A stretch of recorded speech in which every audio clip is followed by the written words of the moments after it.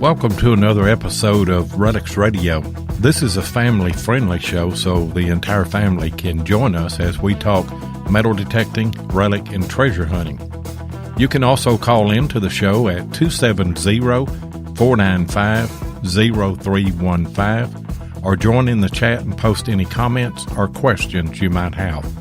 Relics Radio is also now syndicated on goodtalkradio.com and has a show each Sunday afternoon at 2 p.m. Arizona time. You're listening to Relics Radio of Southern Kentucky and Middle Tennessee.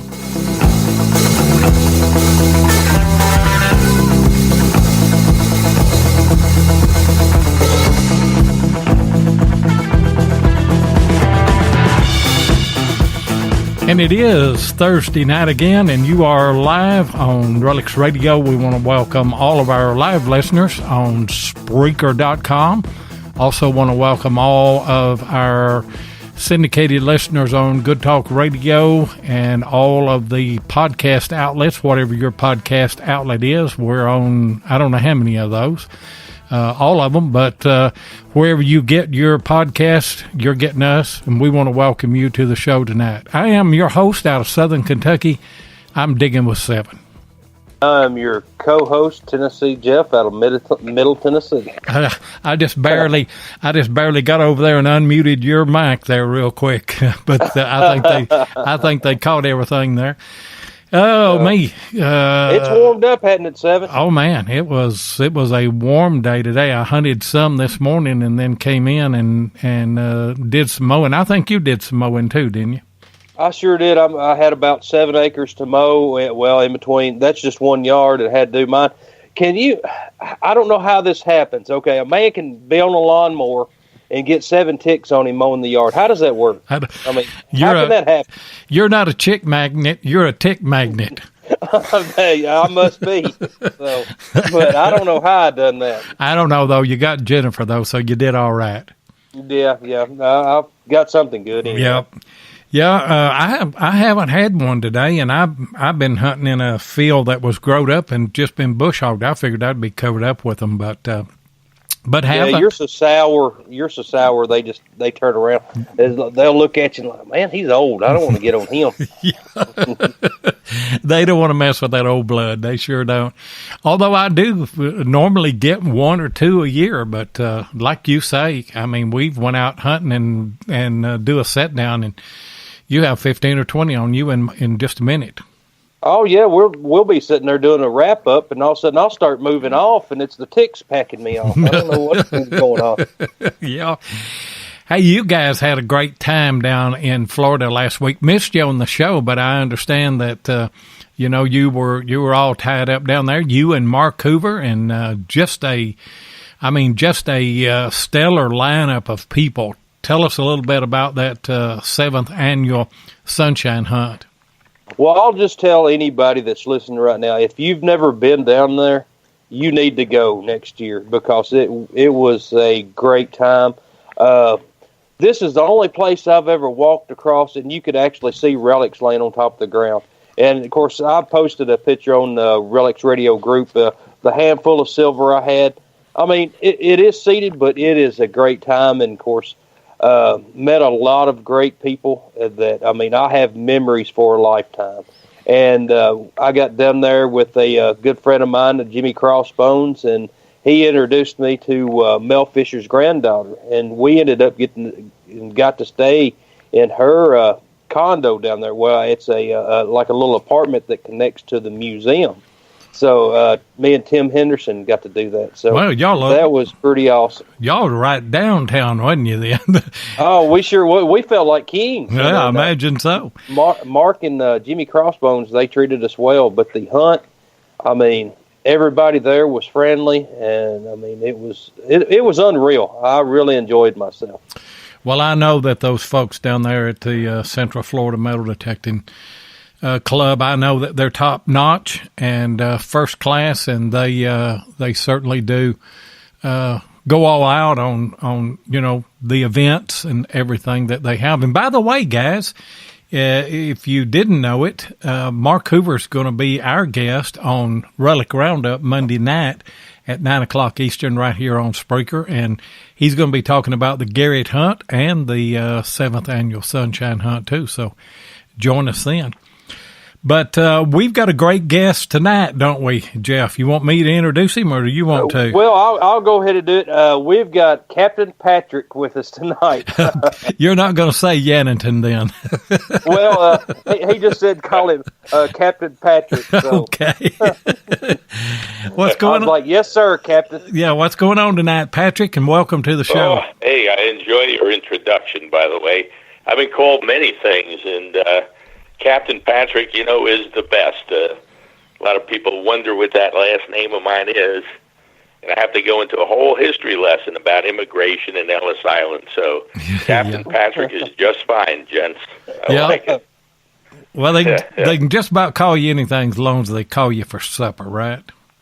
As long as I can hear them, it's fine, too. Oh. That works out good. Yeah. My first name is Loy, and whenever I went to school, the teachers, the first day introducing everybody, I've been called Lay and everything else, And, you don't know, and my last name is mispronounced quite a bit as well, but, as long as they holler at me for supper, I'm okay. That's it, man, that's it. And I want to thank you guys, Loy and Tennessee Jeff, and somewhere out there in the ethos is Mark Hoover, manipulating all the electrons in the telephone wires, so it's working out real good. I can hear you loud and clear. Yeah, that's good. I see Mark's in the chat right now, so. Yeah, he ain't doing nothing with the phones now. That's been my Achilles heel. But I think we've got everything all straightened out on Skype now. I'm actually using the new version and talked to the engineer there and got them to add a feature. And so everything is good with it. But Mark is monitoring the chat there, talking to everybody in the chat, and sending us silly little messages on Messenger as we go. We've got a lot of things to watch, don't we, Jeff? We sure do, and then they just him and Tim Henderson blew up the text message just a second ago. Right before the show starts, I was trying to, what are they talking about? Then I kept on looking at the screen, and then, of course, they were messing with us pretty bad. Yeah, it's a lot of fun whenever you get 2.5 rednecks together, and then you throw in Tim Henderson. I don't know what we call Tim Henderson, but hey, let's get to our guest here, Jeff. I know that there's some questions right out of the chute that you're wanting to ask him, and get the show started. Yeah, Patrick, how did you get into this treasure hunting? And tell us a little bit about Patrick, where you grew up, and how you ended up getting into treasure hunting. Sure, will do. Matter of fact, it all started, of course, as a little kid. His dad gave him, a face mask and some frog feet. That's what they called them back in that day. And I love the water. I mean, we used to go up to these lakes in New York State, and I learned how to swim at an early age, and I'd dive underwater. Of course, you couldn't see anything. But when he got me those frog feet and the mask, I soon learned, like, the one time I came up, I was on the other side of the lake looking at frogs and minnows and getting lost, and I came up, and there are these lifeguards looking around, and all my aunts and uncles looking for me. So I had a set of rules put on me after that. But so I really enjoyed just being underwater and being on top of water. I just love the water.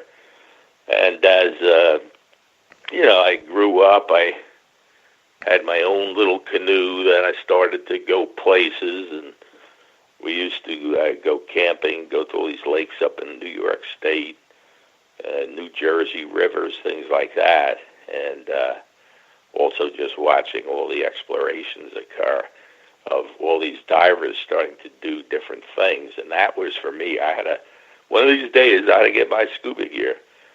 So as time went on, I got my first boat, a little cabin cruiser, and of course I used having to get my anchor back up as an excuse to get over to the dive shop and get myself certified, which I did.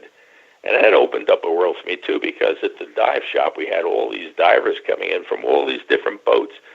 The frontier of diving in the Atlantic Ocean was really opening up. There were only about 4 or 5 guys going out there that were taking people out for charter. And as, you know, you hear all these things and you hear about all these artifacts, it puts you in awe of what is out there when you stop to think about it. And especially like the area that I was in, Manasquan is about 60 miles south of New York City.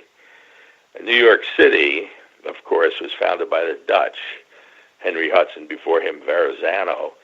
And so you had a large fleet of ships, first the Dutch and then the British, occupying that area. New Jersey is located in an area called, it's the base of the New York Bight. Long Island sticks way out to the east. New Jersey runs north and south. And right there in the jaw, you've got the Hudson River. And, of course, the Hudson River will take you all the way up Lake Champlain, all the way up St. Lawrence Seaway. And if you want, you take the St. Lawrence Seaway into a canal, and you can, you know, take the Great Lakes and come down the Mississippi River, and before you know it, you're in Florida. I mean, and so it's just a beautiful harbor, an area that ships were, you know, wanting to trade with. So to make a long story short, you had ships from the beginning of the settlements in New York by the Dutch, the occupation of the British, and after the Revolution, of course, you had commerce flowing back and forth. The northeast winds that would blow up would wreck a lot of ships on the Jersey coast. A lot of them would founder in the rough weathers in the northeast seas.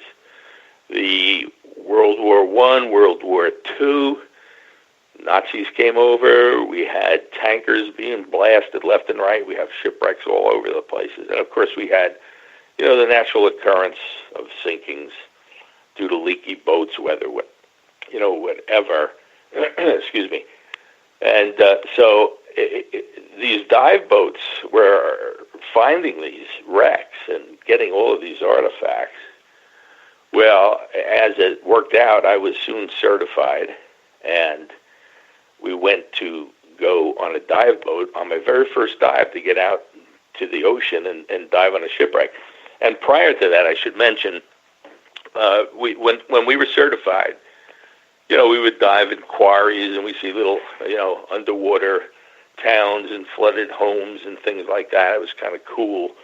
We would dive off the beaches and swim and see some steel girders sticking out of the sand, and well, that was kind of neat, but it was still lacking something. And we used to dive in rivers, and also we one day when I was cleaning the bottom of my boat, and I should add that it was just about the same time that I had the, you know, certification, that I had this little river bay boat. And so I'm cleaning the boat, and I decide, oh, the heck with this. The river looks real good. There's no traffic today. The current's flowing my direction. And I took off for a little tour of the bottom on my own. And lo and behold, I got underneath this railroad bridge. And there, just sitting like a jewel, was this round bottom bottle just sitting there. Cochrane Ginger Ale, Belfast, Ireland. Wow. Boy, that did it. That was my first bottle. And, you know, that just ignited the fire for more after that. I love glass. I love to go bottle hunting, and I do it not only, you know, later on with all the shipwreck explorations, but we'd also go on land looking for all kinds of bottles, old bottles. Anyway, with my whistle here, so we get certified, and I go down to this Captain George Hoffman Sea Lion. We're going to go out, and we're going to go diving that day. I've got my gear. You know, you have to have, in the North Atlantic here, you have to have doubles because it's very deep, and you have to have all kinds of safety equipment and double regulators and, you know, 30-pound weight belts and stuff like that. And like most boat rides, it doesn't take you from point A to point B. You jump off in the middle. So you want to make sure you get back up too and, have a great day. So there's a lot to it. But anyway, that particular day, there was a nor'easter, and George said, well, we're not going out. I'm going to get rid of this old boat because I have a new one. See it over there? Nice boat. So, well, what are you going to do with this boat? I'll sell it. So he goes, I'll sell it for 12. This is a 38-foot, 11-ton boat, diesel engine. I'm thinking 12, heck, can't afford that. But my mate at the time, the guy who become my mate on the boat later, my partner that time, he goes, what do you mean by 12? I didn't even want to ask. I mean, I figures 12,000, if not more. George goes 1,200, and we both looked at each other. And before you know it, that was it. We owned the dive boat. I mean, I just was certified, but, holy smokes. Yeah, and it was a wooden boat. And I had a wooden boat, and, it had leaks, and it needed paint and caulking, and I knew how to do all that. So we bought it, and I took it out to the boatyard, and we started fixing it up. And we couldn't wait to get it ready to go diving. And my friend, happened to know some of his friends at his dive shop. He went to a different dive shop. He said, hey, a lot of the instructors want to use your boat to bring students out. So it's like, well, for me to do that, I need to have a Coast Guard license. I just can't take anybody out for hire and charge money. I mean, I could take them out as friends. And, people that own a boat call themselves a captain, but when you take people's lives out, you really have to have a Coast Guard license. Otherwise, you can get in trouble if they catch you. So before you know it, I mean, I was taking all kinds of courses and plotting and weather and, tying knots and all kinds of things pertaining to the requirements for the license. So we took that test and I passed. So now I'm a certified Coast Guard license with a captain with a dive boat, a proven dive boat. It was well known by all of the divers. It used to be the Sea Lion. I changed the name over to Seafarer. And before you know it, we had customers. And George Hoffman, the guy I bought it from, had given me land ranges on 3 wrecks. Heck of a great guy, by the way. And we took out these divers on a particular day, and I used my land ranges, and I guided everything up and put my depthometer on, and sure enough, there's the wreck, and we throw the hook. And the divers go down, everybody's having a good time. And I'm like, wow, this is pretty cool. And then my mates would stay on board, and I'd jump over, whatever. Well, we did that a couple days in a row, and I didn't quite line my ranges up right, but we still found a wreck, and we went down on it. My friend came up and looked at me. I looked at him, and I said, that wasn't the same wreck, was it? He goes, no. And so anyway, we had 2 wrecks now, and we then began to really get into it. And one thing I forgot to mention was when I first was certified, and I did a lot of river diving, I hung around the docks and a lot of the commercial boats.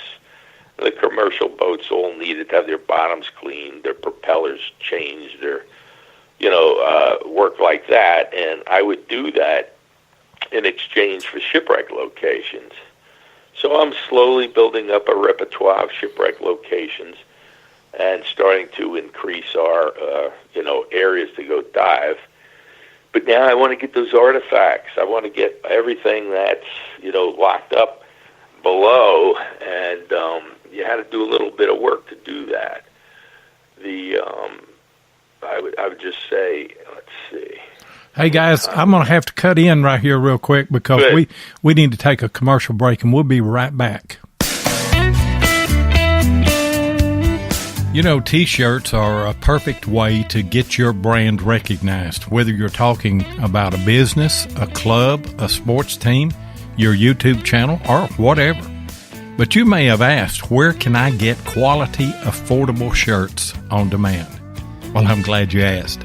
Relics Radio uses DetectTees.com for all of our T-shirts, long sleeve shirts, and hoodies. That's DETECTEES.com. Ken and Mark Guthrie make quality shirts that last, they ship quick, and best of all, they're affordable. So if you need customized apparel, then go to DetectTees.com and be sure and tell them that Relics Radio sent you. And obviously, if you need any kind of custom apparel to advertise your club or your sports team or whatever, reach out to Ken and Mark Guthrie at DetectTees.com. And by the way, we have all of those links of our sponsors and also all of Patrick's links in the description on this video here. So we'll get back to Patrick now. Ahoy there. Y'all, time got away from us. Are you guys ready to take a dive now that I'm licensed and we got a dive boat to go on? We are ready to get in the water. Put us in there. Yeah, for $1,200, you can't beat that. I mean, you got it. I'll give you your money back. Yeah. You know, back then we charged so little money, it was almost like taking everybody out for free anyway. But I'm going to take you guys for a dive out to the Brunette because that was one of the first wrecks that we found by accident when we were trying to get to the one that George had shown us. And by the way, the word started spreading about, you know, the boat, and I kind of would take people to where they wanted to go, and it wasn't like you had to be there exactly at this time, and you had to be home exactly at this time. If we wanted to stay out all day, we'd stay out all day, because I just loved it, and so did my passengers. And so I'm going to take you guys to the Brunette because it's at 70 foot, and it was one of the first steamers that was out there taking cargo up to New York, and it ran from Philadelphia to New York. And it's in a 70 foot of water. It sank in 1870, but it's a great artifact wreck. And the reason why I'm taking there is I had been reading a lot about the techniques that everyone was using in Florida to dig up all this treasure down there. And one of the ones that I knew would work real good was an airlift, especially on the Brunette. So we devised just using a 3-inch hose at first, a vinyl steel ring-enforced hose. We had about 60 foot of it with a buoy on the top, and we had a small compressor that could feed air down. And as air at 70 feet begins to rise, it expands, and so it really starts rushing up that tube. And boy, that really beats hand fanning. I know you had a guest speaker a couple weeks ago. I was listening to him talk and telling you guys about how we uncover artifacts on the bottom. Like when you know, if you have a metal detector, he was talking about a metal detector in hunting for treasure and how he used his hand to fan. And that's basically, you know, what we were doing before we got the airlift. We even got more into it. You know, when you swim, there's such a stroke as a doggy paddle. Well, underwater, it's just like hunching over an artifact or where you think the artifact is, and you got to dig down there, and the only thing you have is your hands. Well, you use one hand after the other, and you're just kind of like a dog digging for a bone, and you're throwing that sand out behind you, you know, and you're actually creating a current with your hands going back and forth so fast that this water column helps, you know, uncover something. Well, boy, you don't have to do anything with airlift. It's like a vacuum cleaner. You put that vacuum cleaner to the sand and just watch it disappear. And it's exciting because when you first spot something, and especially on this wreck, you'll get doorknobs, pewter spoons, you'll get Massapequa water bottles, spring water bottles, all types of, you know, shipware. And this one particular day I was down there, and of course, you'll come across clamshells. There's a lot of the bottom in New Jersey is white sand, and it's just flat.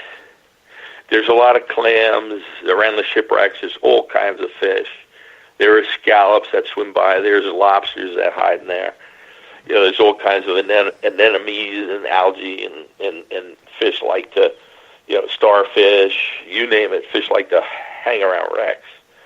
And so when you're applying this vacuum cleaner to this sand and it's disappearing up. Well, of course, a lot of times you'll see these white shells, and you have crosshairs on the airlift so that the shells don't go up there, and you just kind of, pull it away. It's usually nice to have two guys working on the mouth of the airlift, and that was working real well. And so this one particular day, I thought I saw this clam shell. It's a pretty big clam, so I thought, and I kept clearing it, and like, wait a minute, this is a bowl, and there's no way that, this bowl is going to be intact. And so I really put the pedal to the metal and started digging deeper. And lo and behold, the edges are there. I'm starting to see, the inside and everything. So I put the airlift off to my mate there and let him hold it while I just kind of gently start nudging it. And out comes this beautiful white stoneware bowl from like the 1850s. Beautiful, intact. Wow. You can't believe it. And that was just fantastic. I mean, that made my day right there. And so you have only so much time at that depth, and it was time to come up anyway, so we brought it up, and we're all celebrating that. But on that particular wreck, we always would find something. There were always beautiful artifacts in there, and it was known for that. So later, we started to learn about more shipwrecks with artifacts. We had certain shipwrecks that were great for lobsters. Even though lobsters aren't relics or artifacts, a lot of people want to get lobsters. And so, sure do. There's a hunt, and there's a find right there. Matter of fact, when you go on when you go on Facebook and you go on my page, you'll see me there with about a 18-pounder that I pulled up one day back then. But the routine size was usually like 2-3 pounds, 1 pound, that type of thing. So that was like another aspect of scuba diving off the Jersey coast was, the hunt for lobsters. You had artifacts, you had lobsters. A lot of times you get a lot of clear water, and we had people that just want to go out with their cameras and do photography and that type of thing. Others, I had students that were learning how to hunt for lobsters with their instructors. They were learning how to, dig for artifacts. The police, I had Lakewood Police, I had Newark Rescue Recovery teams using my boat. I was very friendly with all the police, and I used to lecture at the different training academies how to, dive in certain areas. And, of course, they go looking for things you and I don't want to find. But yeah. In any event, so we started going to some of the other shipwrecks that had artifacts on them as well. One of them was the Emerald Wreck that was just loaded with these beautiful artifacts from like the 1860s, 1870s, inkwells, and that was a beautiful dive, and we would use our airlift on that. We had another shipwreck that was close to Delaware. That was one that everybody loved to go to, and I liked it too because it's only like in 70 foot of water, and it was actually 62 foot. We'd use the 70-foot tables. We had different tables, different times we could stay at on the bottom for different depths. And so a lot of times, like the first dive would be, let's say, a lobster dive at 80 feet. But then I would come in, and we'd have that period of time, like 2 hours up on the surface, where we could kind of like off-gas some of this, buildup of nitrogen, so that then we would dive in a more shallow wreck and get more time. It was almost the same as the first dive. So usually I'd go deep, then shallow. Sometimes I get in 3 dives because I had a real shallow wreck, and the sea would allow me to get in close to the shore. And the Delaware was a great wreck. It had a variety of different bottles, these Jacksonville Steamwork bottles. We had inkwells. A lot of times, there are rumors of gold on that. We see this shiny stuff coming out of the sand, and we'd pick it up, but it was just melted brass because the Delaware burned down to its waterline when it sank, and it actually was so hot it melted the brass portholes and everything else. And actually, it was quite artistic to pick up some of these puddles of melted brass. I have a few here around the house that it's just so neat. I'm sure it was pretty neat. And I mean, you see something like that melted, you're thinking, is this gold? I would have had a heart attack in the water right there. It would have scared me. It would have scared me to death. Hey guys, we got another commercial that we've got to run, and we'll be right back. If your passion is metal detecting, then you know how much your success is based on the equipment you use. Let my buddy Tim Henderson of Murray Branch Outdoors in Murfreesboro, Tennessee, help you with that. Tim is an authorized dealer of Mine Lab, Garrett, XP-DES, and macro detectors and supplies, and also carries many aftermarket items. Murray Branch Outdoors is not only competitive in their prices, but the service after the sale is second to none. Tim not only sells detectors, he uses them, and so he can answer any question that you might have. Murray Branch Outdoors also deals in used detectors, and he'll take your old detector in on trade when you decide to upgrade. So give Tim Henderson of Murray Branch Outdoors a call at 615-948-4611 or visit his website at www.murraybranchoutdoors.com. And be sure and tell him Relics Radio sent you.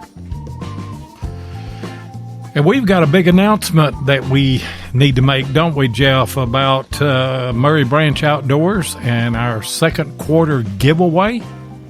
We sure do. I mean, we met you're going to have to say her name because it was... it's Gaelic Gagne of Nota Macro. Nota Macro. And we're going to be giving away, what is it, 7? It's an Amphibio detector. We've already got that detector. It was sent here. I never have unboxed it yet. We're waiting to where all of us can get together and go down and do some testing and do some filming and what have you. But we're going to give that away during the second quarter. So you need to be watching Relics Radio Facebook group page. We're going to do it just like we did the other, where you come in and, put your name down. I'll give you a number. And sometime between now and June, we're going to give that detector away. And, that's another great prize. We gave away a Mine Lab Equinox 600. This is another great detector, isn't it, Jeff?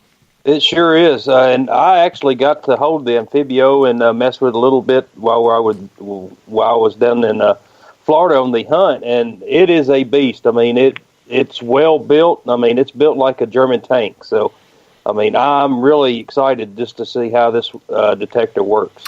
Yeah, I've never held one. To tell you the truth, I haven't really even looked at the thing. It came in, and I did open the box to make sure that it had a detector in it, and it looks like a detector, but I haven't gotten it out. I've looked at a few videos and everything. But anyway, that's going to be in conjunction with Tim Henderson and Murray Branch Outdoors. So be watching Relics Radio Facebook group page for the details on that giveaway sometime here in the second quarter.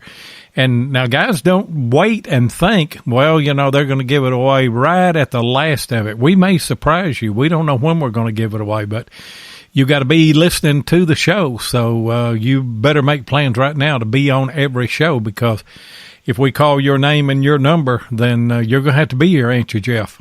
You sure are. And don't text me and ask when we're going to give it away, because I don't even know when we're going to give it away. I don't either. I don't either. Sure don't. Mark said I need to check that box. It may have a brick in it. No, I opened it up, Mark. It's got a detector in it, so we're all good. Hey, Patrick, you also dove on some of the 1733 fleet down in Florida. Why don't you talk about that a little bit? Absolutely, and I'm glad you brought that up, because basically, in the Northeast, we did a lot of work. We had a reputation for bringing back a lot of artifacts. We were using the first prop wash up there. We were using the first airlift up there. And I had been going down to the Keys concomitant with that in the 60s, in the late 60s. And That's when the Keys just had a 2-lane highway. I actually drove the Key West over the old highway. There was no new highway there.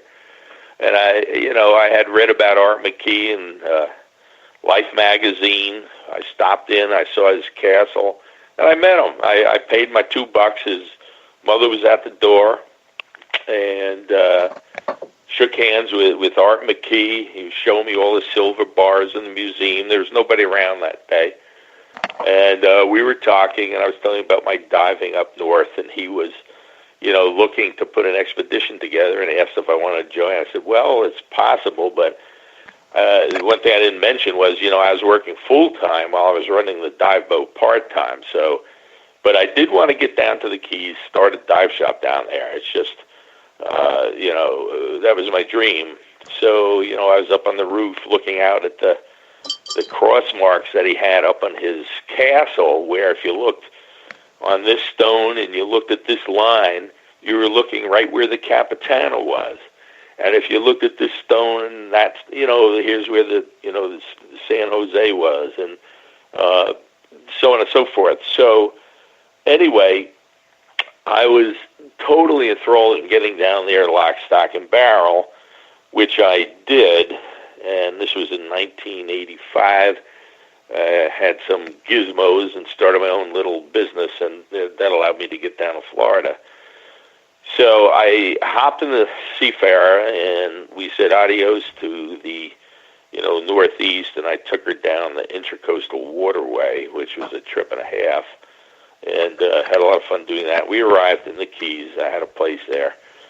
And so as it was, I knew a lot of the treasure hunters from some of my previous trips, and they knew of me. And they asked me if I would work for them, specifically Jim King. And Jim King, big, man, just a heck of a nice guy, full of laughs all the time. We'd go out on his boat, Snoopy, and he had an airlift, made my airlift look like it was just a straw and soda pop. I couldn't believe how that dug. And we would go to, and he had the Admiralty claim, by the way, on the Capitana at this point.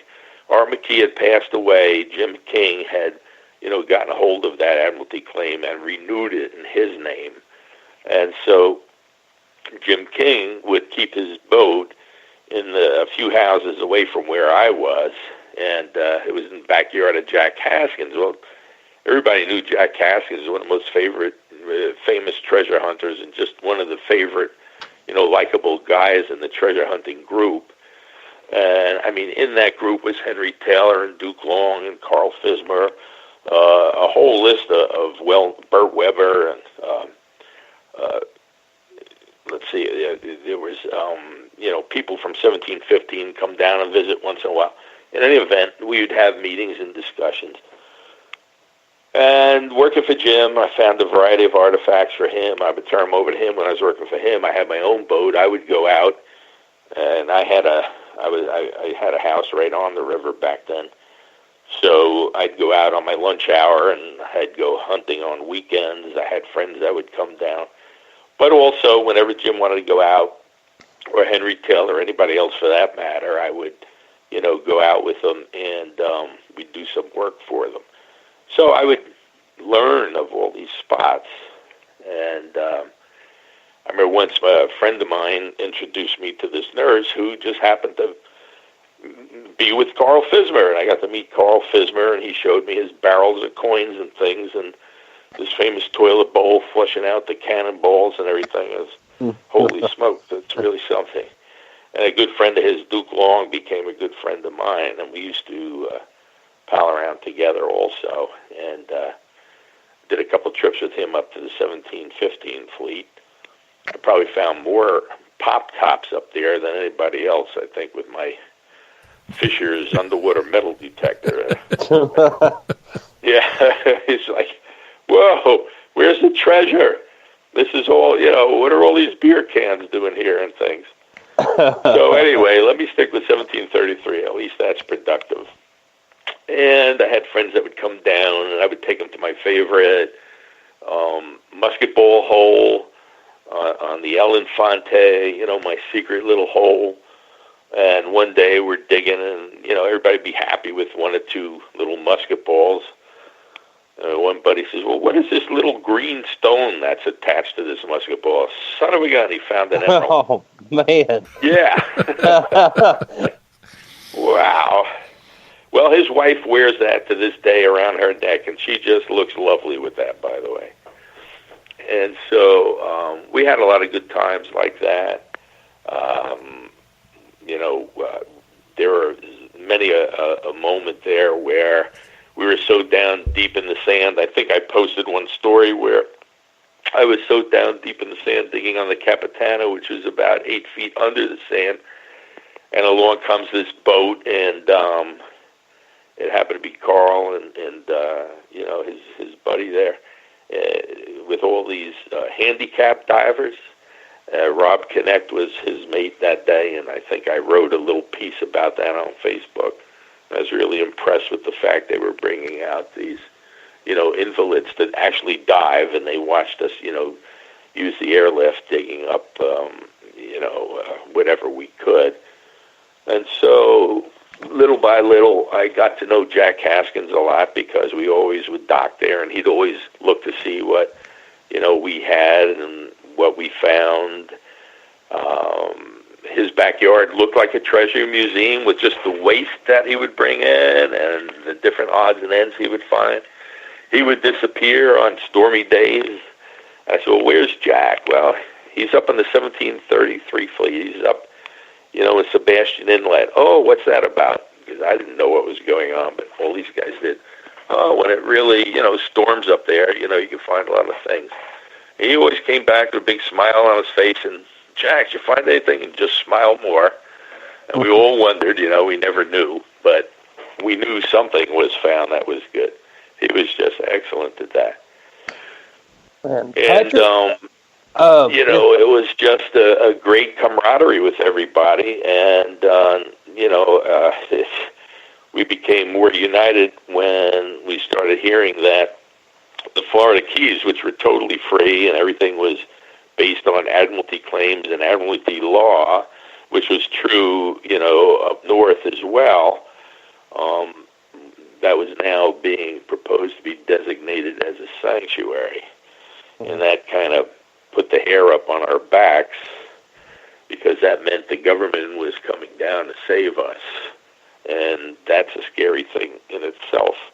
But, to everybody that is interested in treasure, getting back to the real good stuff, we had, cannonballs that we found. I would go down and do a lot of work.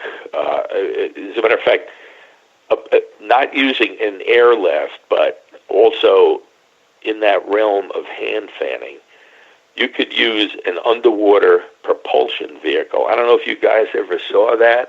It's like an underwater torpedo or a short squat device with a propeller, battery fed, and you press the trigger and it kind of takes you on a ride through the water to get to wherever you're going quicker. Yeah, I've seen one of those. Seen that? Yeah. I've never used one, but I've seen them on James Bond movie.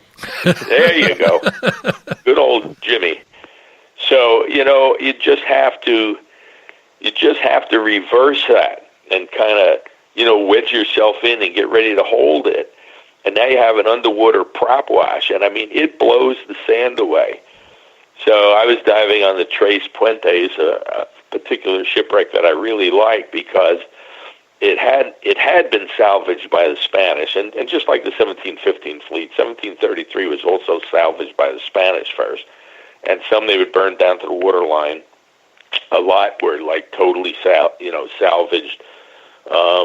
Some are so busted up they couldn't even find them. Coffins patched, just treasure everywhere, just scattered everywhere. There was always treasure to be found there, and divers were going there for like 30-something years still, trying to pick up treasure. So, in any event, this one particular day, we're using the underwater propulsion vehicle and just kind of pushing all the sand away, and all these nice pewter spoons start coming up, and that was kind of cool. And so as I'm looking around for another spot, something caught the side of my eye there, and I look over and swim over, and there's this nice big bar shot just sitting there. And it was perfect, and it just kind of popped up out of the sand in perfect condition. And it was one of the best bar shot, most people had ever seen.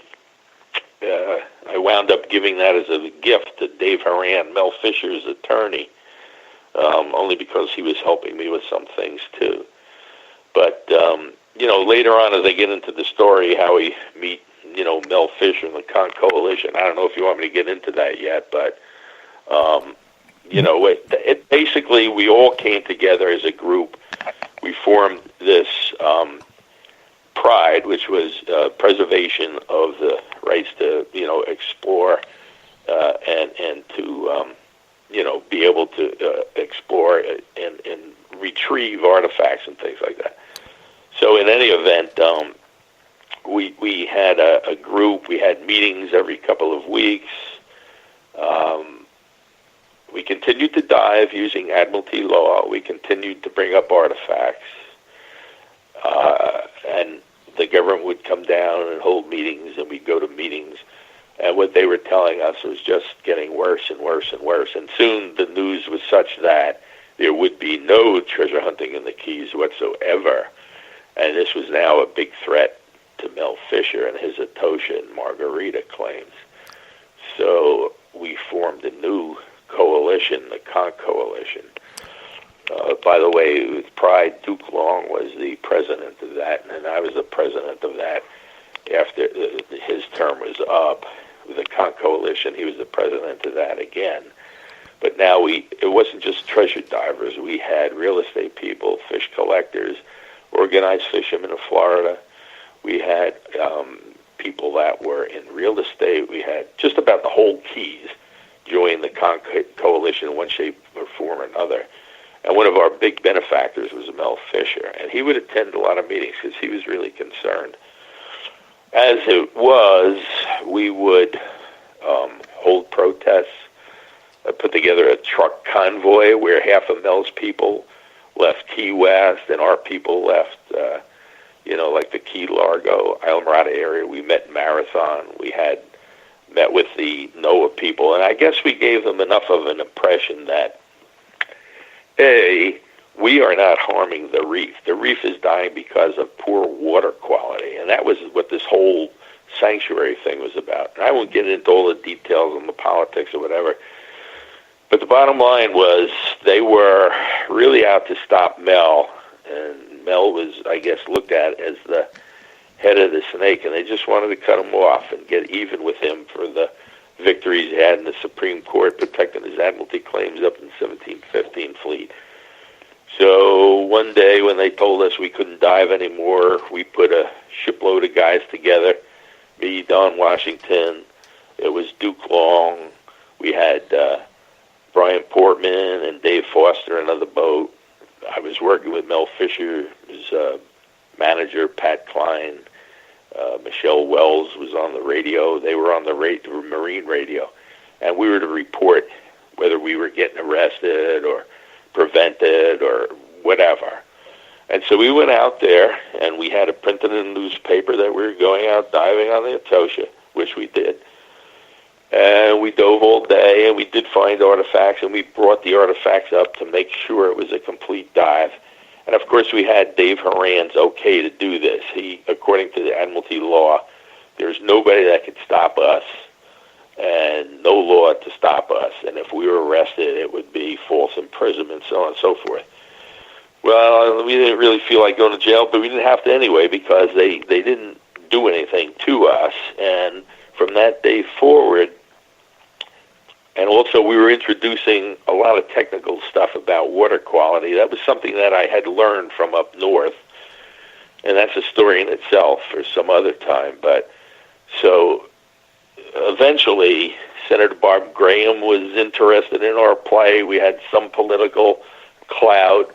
I did go to Washington, D.C. and testify before Congress along with 4 other people of the coalition that represented the organized fishermen of Florida, the fish collectors, real estate people, and John Kerry was in charge. But they passed the bill, and so I then had to go on the Sanctuary Advisory Committee, and we were able to get, the biggest victory was that that all Admiralty claims were grandfathered in, so we could still continue to work and treasure hunt on the Admiralty claims. The bad news was... That's great. I'm going to have to jump in, Patrick, so we can get all of our commercials in on syndication, and we'll be right back, and you can finish your story.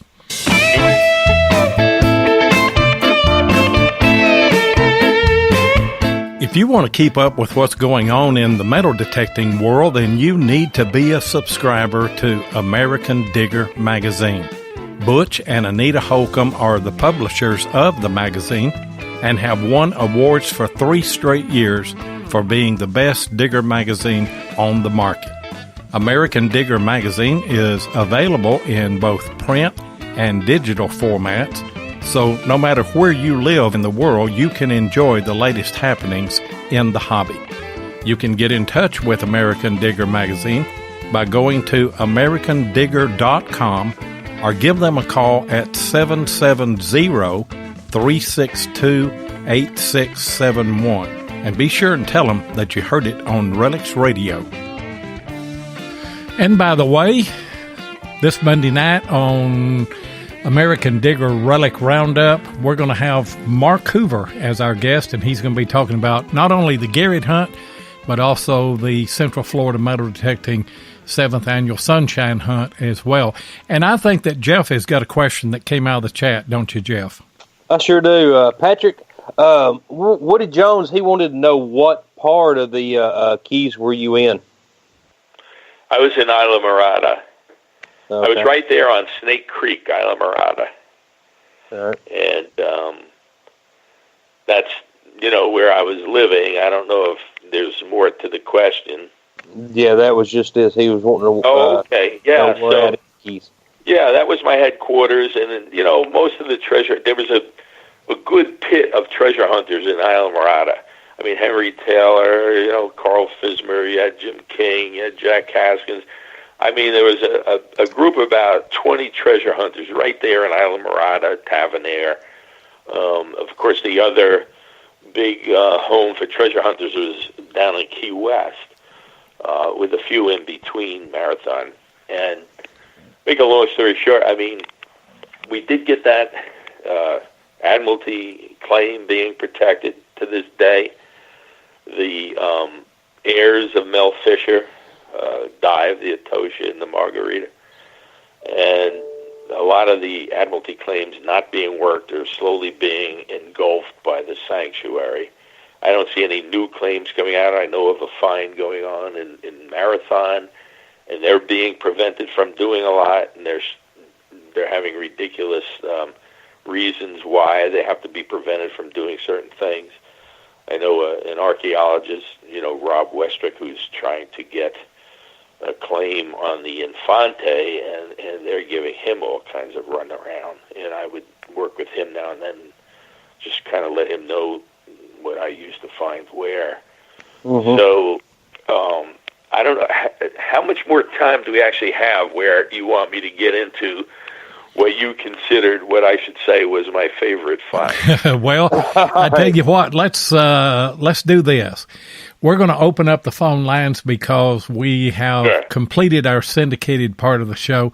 The phone lines, the number is 270-495-0315, and Jeff has put that in the chat. And we can take your calls if you've got a question for Patrick. But yeah, Patrick, I want to get into what you consider your favorite finds, maybe even your most unusual find. And oldest. I hear you. And oldest. Well, it's interesting because, as you guys know, and I look at a lot of your work on Facebook, and sometimes it's the hunt. It's not always the find. But sometimes it's both. And out of the Florida Keys and the treasure and everything else that was, being uncovered, I have to go back to the SS Mohawk, a ship that is 8 miles out of the Manasquan Inlet. It sank in January 24th, 1935. It's a favorite wreck for many divers because it's so vast, but also because it sank in a collision with another ship. It was sticking up out of the water, so the Coast Guard had to blast the heck out of it to clear the way for navigation.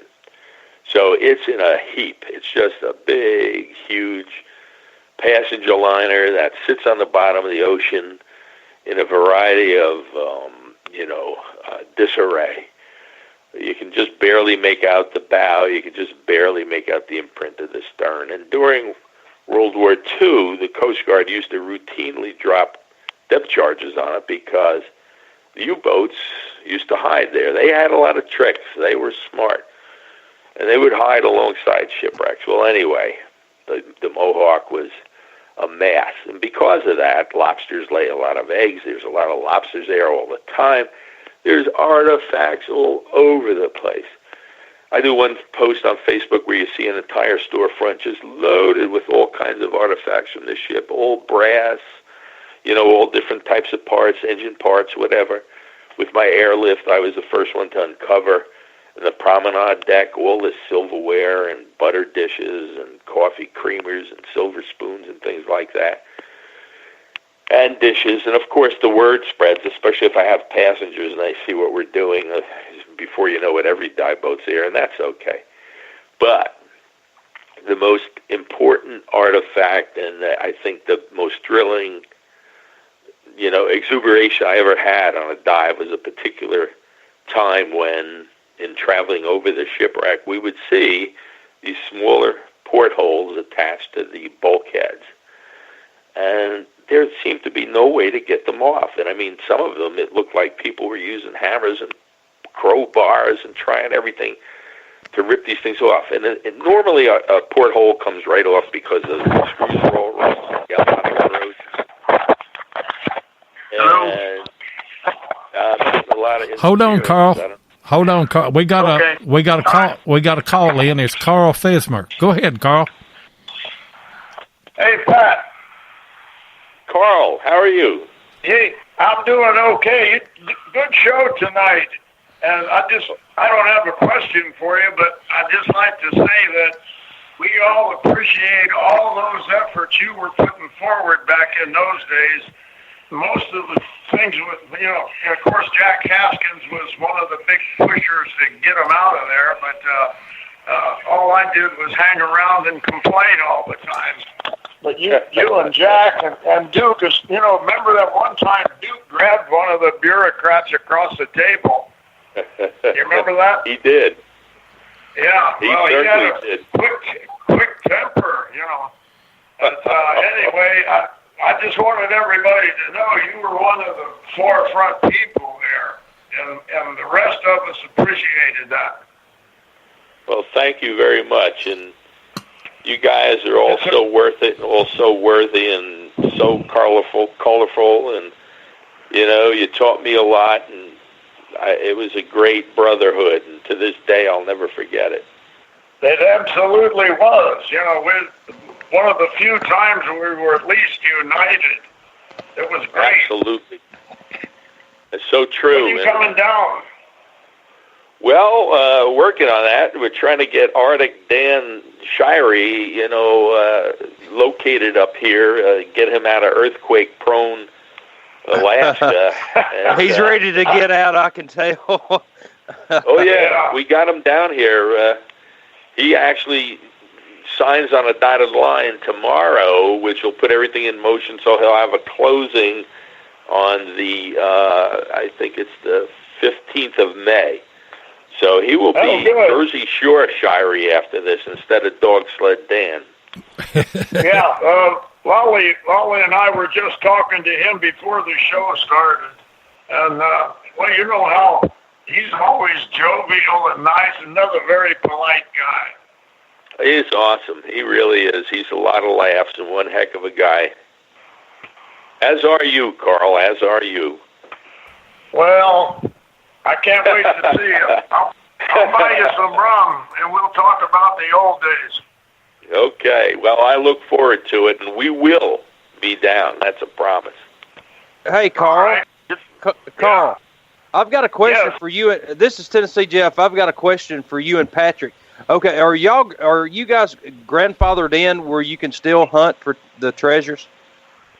I'm not. As a matter of fact, the abandoned shipwreck did read that if you have an existing admiralty, and I had the El Leary at the time, you were grandfathered in, but 2 days after that law passed, I got a letter from the state saying if you move 1 grain of sand, we're going to throw you in jail. And of course, I went to see my attorney, and he said, well, we can fight it, and you'll probably win.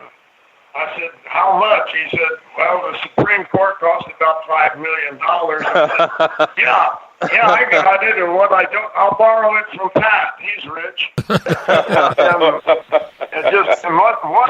one other thing about that, we did go in front of Judge King, and Judge King gave me a letter saying, I'll defend your admiralty claim against anybody except the state of Florida.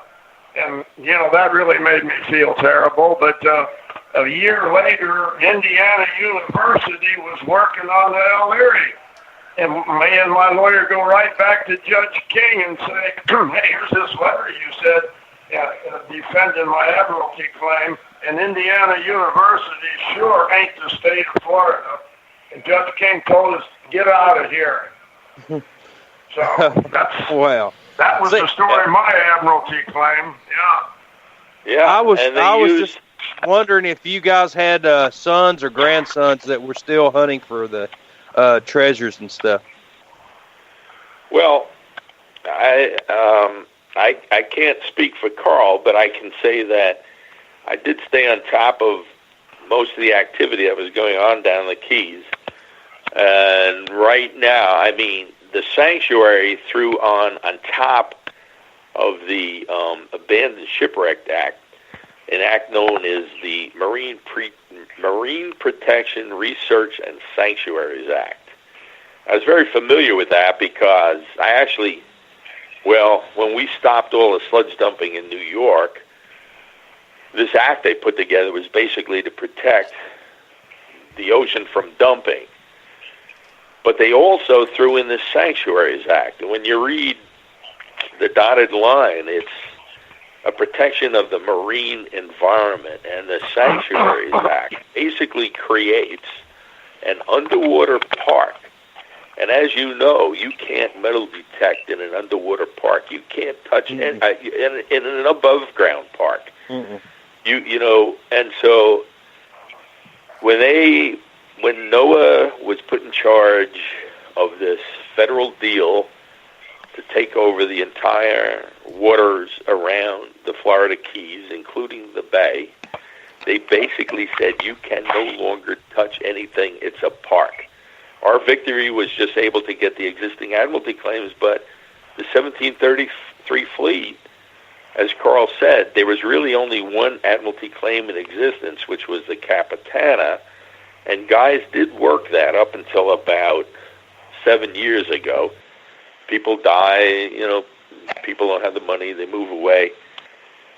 And when it happens, the sanctuary personnel just kind of says, well, that's ours. You haven't filed any papers, and it's no longer an active admiralty claim. Now, there is one other group that's down in the Middle Keys right now that has been working on an admiralty claim that does, precede all this, and I've been in touch with them, and they're aware of the law, but they are running into a lot of trouble in trying to shift.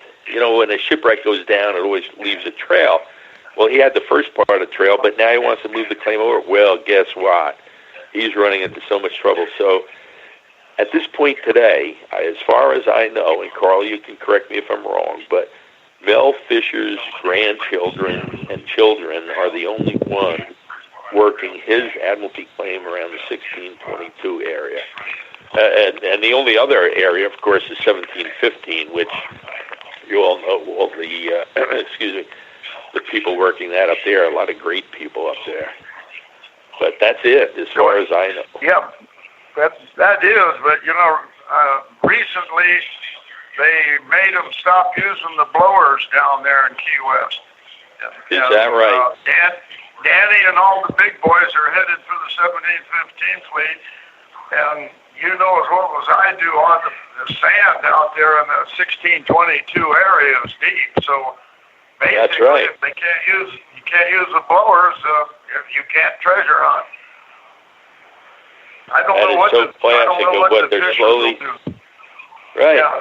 And that's what we were afraid of. We were afraid of, with time, they would become stronger and stronger with more and more police boats, more and more regulations, making it more and more difficult.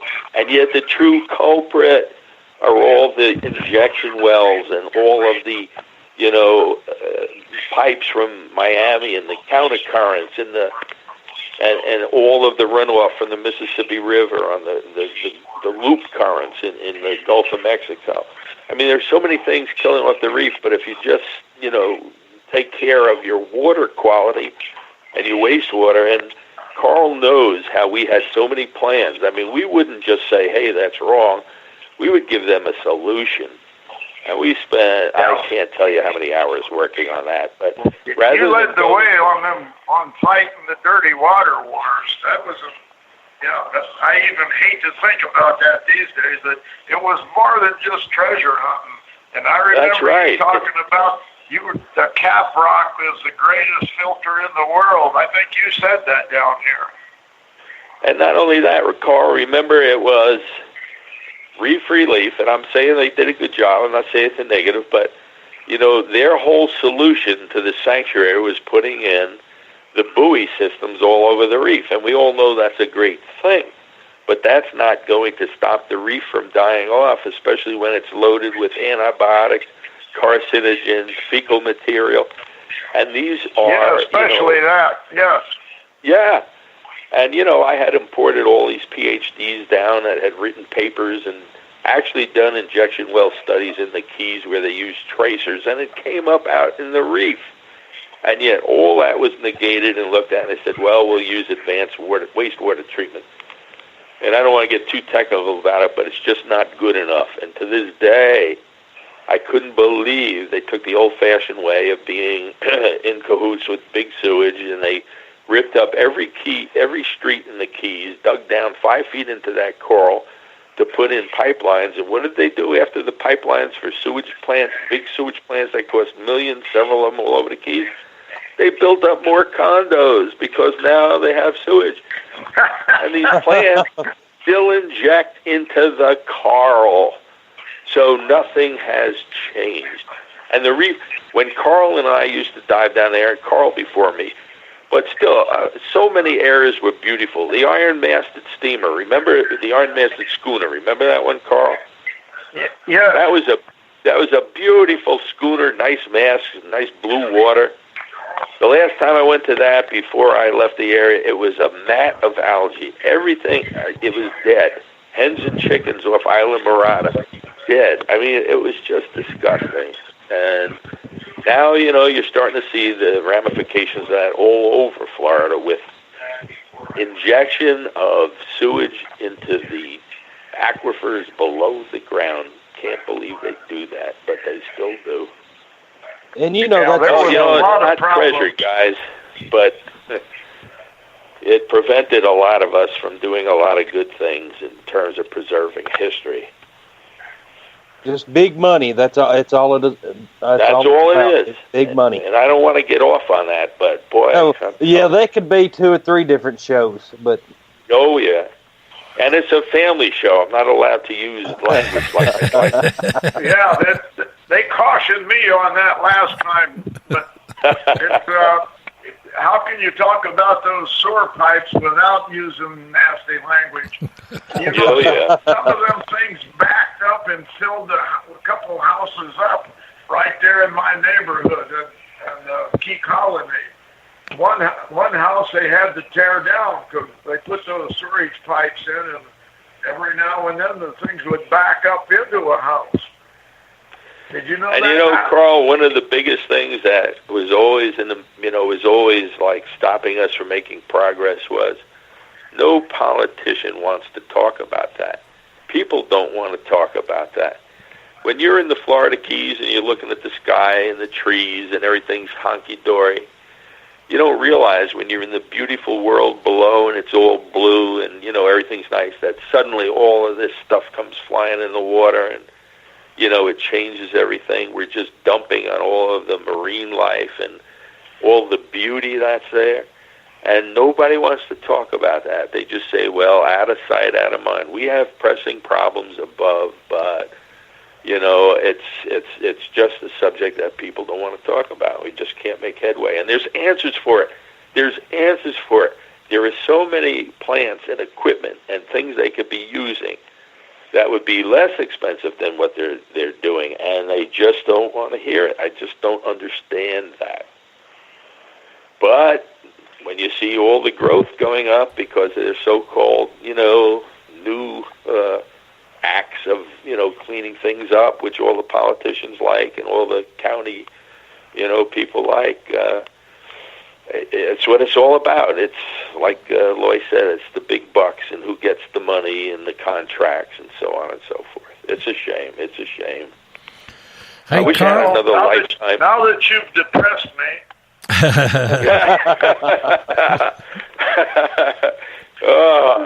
I can't help it. You know, I get on that soapbox and it's hard to stop me.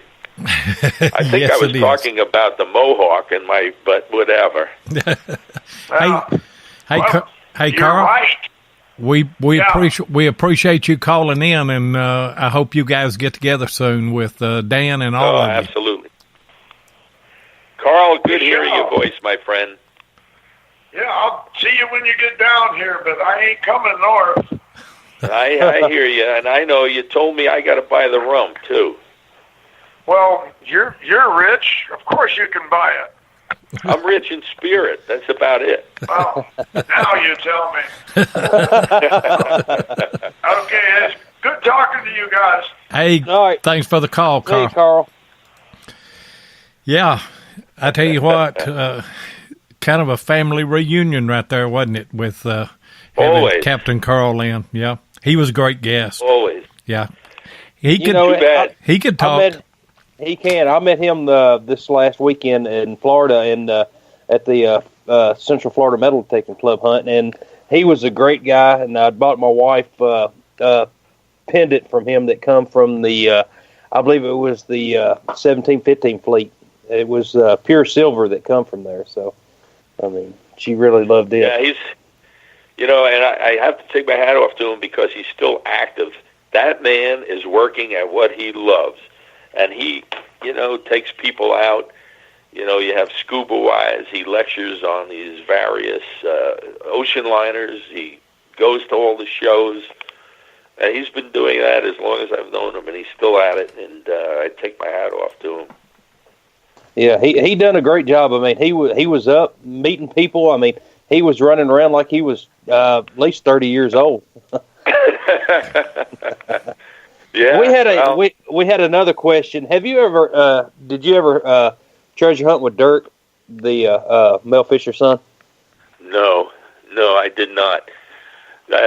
Out of everyone there, the only one I ever met in his family was Kane Fisher. I used to dive with Karen McKee and Kevin McKee, who were the children of Art McKee. And, of course, I had many meetings with Mel, and, you know, I got to know Mel a little bit, also a heck of a great guy. And one day I met him at the Schooner Wharf Bar, and we were just chit-chatting, and he, you know, looked at me and smiled. He gave me a book, and says, "You want me to autograph that for you?" I said, "Sure." He goes, "Well, when I autograph this," he goes, "this book will be worth a lot more when I'm dead." Oh. And he just had that laugh. He just smiled, and, you know, he signed it, and he's just a heck of a great guy. Man, I have a mutual friend here. His ex-wife. Did you ever know a Buttram? Linda, I think her name was Linda Buttram. She worked with Mel Fisher. You know, I can't say offhand. I met a lot of people when I was there. I met his lovely, beautiful wife. Of course, I worked a lot with Pat Klein as manager. There's Jeff Chapman, Michelle Wells. There were a lot of people there. I was in the lab, throughout the lab upstairs, the restoration lab, and I did meet a lot of people and shake a lot of hands, but I can't say I could name everybody particularly. Every now and then I go to the Etosha Golden Crew web page there on Facebook, and I see a lot of people that their faces look familiar, but I don't remember the names exactly. Yeah, a good friend of mine that lives close to me now, he used to live down there. His name's Jim Webster, and he was actually his ex-wife worked on the Etosha. So. Yeah, there were a lot of guys that, preceded me on that. I never was part of the actual, treasure hunt and the Golden Crew. I was just, there working on trying to get those Admiralty claims protected. Mm-hmm. And I would have loved to, be there, but I was still running the charter boat up north or doing my thing with the 1733 fleet for a while. Always aware of what was going on down there because it was just so awesome what was going on. And, Kane Fisher was having a ball. They had uncovered some emeralds, and you probably know the whole story, but one day they were airlifting, and all these green particles were falling down, and the diver came up and said, what are all these green stones falling down? Oh, my God. Just all emeralds. And so Kane Fisher had a barge, and he was actually running like gold sluices just to catch all the emeralds. And, I had seen him during that time a little bit, but also he dove on the Capitana with Kevin McKee, and met him there. He was, helping to dig some nice big holes with the big boat. We had a lot of people that were searching for treasure on the Capitana, trying to follow the trail, because the bulk of the Capitana had been pretty well explored, but the trail that led inshore, and it actually came from one of the offshore reefs, we were using, and this is back in the day before the sanctuary, using this big barge with this huge blower, and we figured this is it. We'll really get onto the trail. This is probably the spot where the Capitana's belly was ripped out and all the treasure fell out before she rested in Hawks Channel, and then, the winds blew everything inshore. Inshore was overgrown with mangroves. We couldn't even dare touch those, go near them. But so we figured, well, we'll point of impact, we'll uncover this. Well, about 5 feet under the sand, we ran into a coral mat.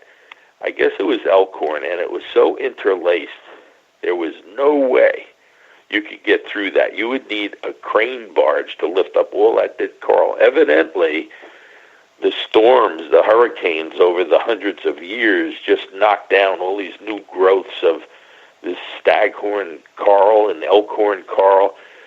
And I mean, it's just like a solid blanket of coral just covering that whole impact point.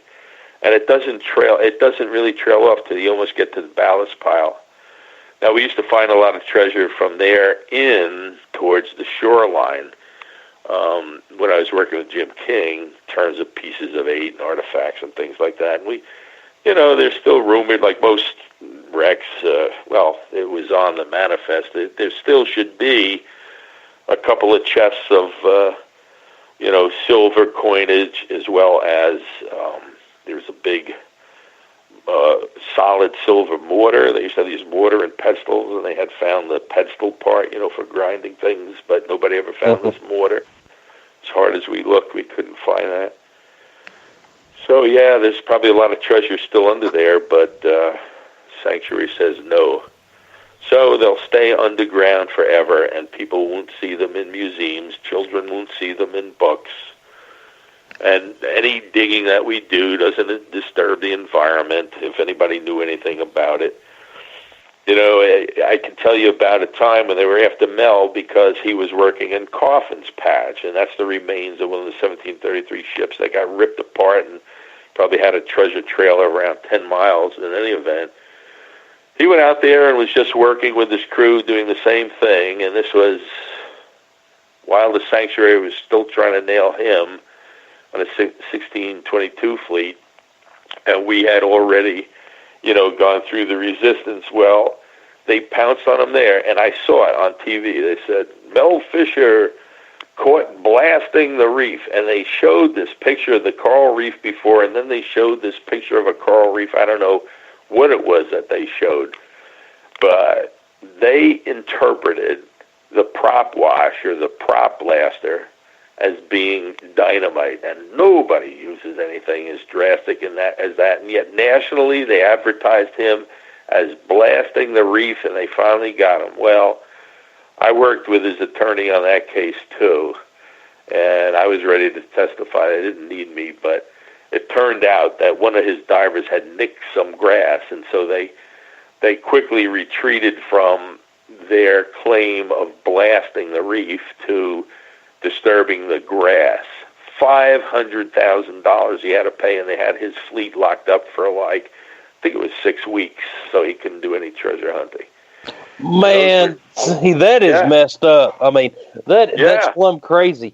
And I mean, that sounds like something CNN would put on. I mean, it shows saying a guy blasted a reef and then shows a totally different picture than actually it really is. Totally false. Totally. I'm sorry if you like CNN, but I mean, it's fake news. It's the news did a job on me a number of times, and you can see what they did to Mel. It's somehow or another they have to feed on sensationalism, and the truth be damned. Oops, it's a family show. The truth be darned. But I mean, that is messed up. That's really messed up. It was. They were after him. Now, Pat Klein, I don't know if people know this or not, but after Mel passed away, they were putting his ashes in 2 different places. One, of course, was on the Etosha. Well, according to Pat, they actually had boats out there and were harassing them not to pour any ashes over that was polluting the water. I wasn't there. That's what I was told. The other part is that Pat Klein went down in a Russian submarine to the Titanic, and Mel sits on the bow of the Titanic. That's where some of his ashes are. No, most people don't know that. Hello? Hey. Anybody there? Yeah, we're still here. We're listening. Hey, Patrick, Mark Hoover had mentioned to me some very unusual finds that you found while diving under bridges and train trestles and everything. And we don't have all that much time left, but I'd like for you to address that. Anybody who dives needs to dive under old bridges, new bridges, or whatever, but mostly the remains of old bridges, old railroad trestles, because people used to go there and throw their gold rings, into the water, and the heck with the old husband or wife. There used to be people jumping off, and, they'd lose everything, as they'd hit the water. There used to be criminals that would throw stuff. They figure, okay, we got to get rid of this, so throw it over the bridge. It'll go in the water. Nobody will ever find it. So we started diving under bridges, and my God, a treasure trove of bottles and jugs and, gold watches, gold rings, coins, you name it. I mean, high school rings, dog tags, all kinds of different, diamond rings and different bottles that go way back to like the, 1870s, 1850s and prior to that.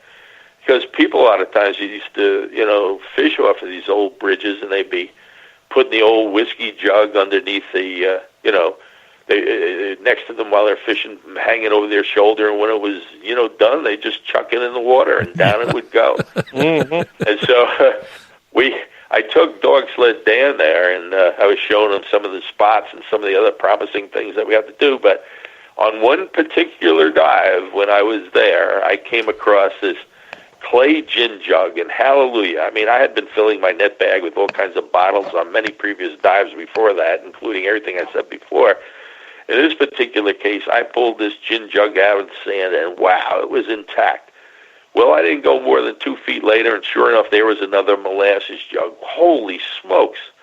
I got that in a very careful way in the net bag alongside of the gin jug. And I figured, that's it. Glory be.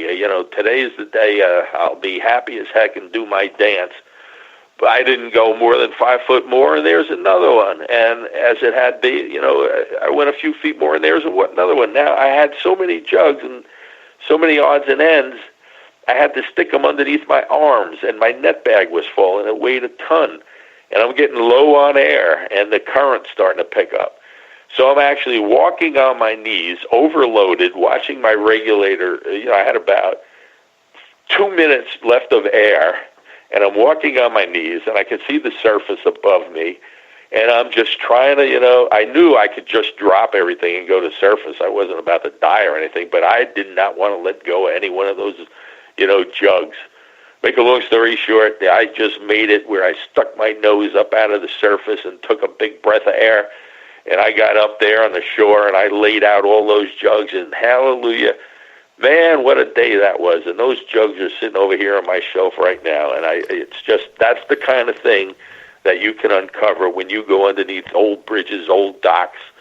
And I was talking to one of the divers there who was a private detective, and he said, oh, yeah, the police always go right to the bridges and send their divers under the bridges whenever, there's a big heist or a murder. The murder weapon is usually there, or the weapon used to rob the bank or whatever. Everybody throws everything off a bridge. And Mark told me also that you thought that you had found an explosive one time. Oh, yeah. I was doing a favor for one of the fishermen who came in. He almost sank because he lost his shaft and his propeller. I said, Pat, could you find this for me? It's somewhere in the river, I'm pretty sure. So I went to the mouth of the inlet, and I threw 2 grappling hooks out, and I started, doing a little pattern, weaving back and forth, coming in. Didn't hook into anything. I knew if the propeller was there, we'd get it. And I was about, 3/4 of the way in when funk, and the lines went solid, the boat stopped. We looked at each other, sent the diver down. He came up, he said, I don't know what the heck it is. This is a muddy thing. I said, well, here's the winch. Let's see what you can do. Let's get it up.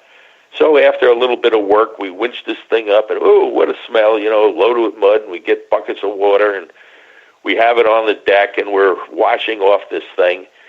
And as it's starting to take shape, it looks like some kind of a chair, some kind of armchair. And we hit it with another bucket of water, and we see this plaque, caution, explosive bolts. Like, what? Oh, no. And my one friend who was in the service says, I think that's an ejection seat. I said, well, it's got explosive bolts. What do we do? Call the police. So we called the police. Next thing we know, the U.S. Air Force is there. They're cordoning everything off. The bomb squad is there. They took that chair off. It went. So I looked into the history, and sure enough, there were 2 Sabre jets that collided midair just about 5 miles off the coast. And both of the pilots, jettisoned, and they were safe. They parachuted down. But nobody knew where the seats went. And I found it. And so that's the story. You never know what's in the river. You never know. What a funny story, I tell you. I don't know what I'd do if I went to cleaning off a relic and it said anything about explosives on it. Yeah, well, I won't get into this story. It's too long, but we did have underwater demolitions now and then, and I will say that we brought in some propellers that were over a ton or so with a big, huge lift bags. So we went everywhere from little inkwells up to, propellers that weighed a ton or more. And I just had a ball. I just love it. Get me in the sand, under the sand, and give me those artifacts. Uncover history for tomorrow, You never know.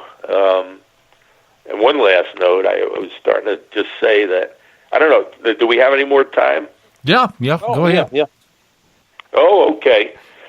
As I was saying before, Mark said, well, what's the most, interesting artifact or dive you ever had?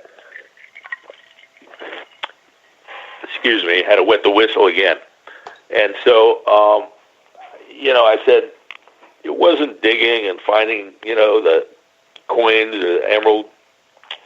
It wasn't finding the jet seed. It wasn't, some of these ink wells and all these other beautiful things. We used to dive on this Mohawk, which I was telling you went down in about 8 miles off of the inlet. And like I was telling you, it was a big ship, passenger ship, and we had got through there. So in diving this, we used to see these portholes, small portholes, visible portholes. And mind you, there were a lot of artifact hunters before me that, tried to get a lot of these artifacts in these portholes, but nobody could figure out how to get the things off. And so one day I'm staring at this small porthole, and I stick my hand in the underneath, and I feel these little knobs, these little nubs. What? So I took out my vice grips, and I clamped onto this thing, and putting some energy into it, soon it broke, and I started turning it, and wow, you could see this bolt coming out of it, and you could see the hole appearing in the porthole. 6 more to go, and that porthole was off. So there were about 4 of those that